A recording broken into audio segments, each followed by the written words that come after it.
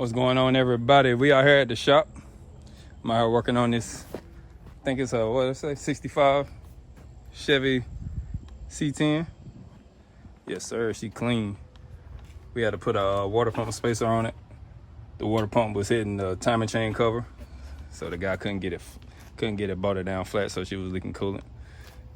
I think got a little 383 in it. She a clean truck, inside and out.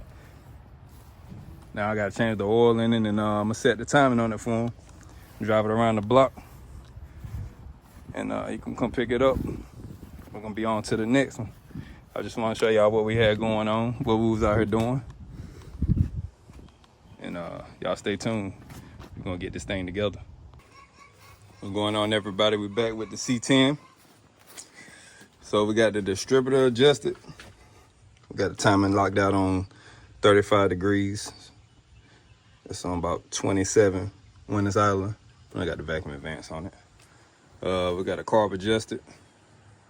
Had to do some slight modifications to the thermostat.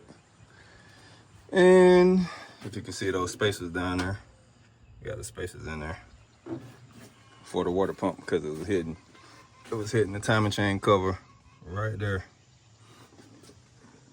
And we changed the oil in there. So now we're about to go do a test drive and see how she drive. And we'll give them a call so they can come pick it up. Appreciate y'all for watching. Gonna let you know the deal.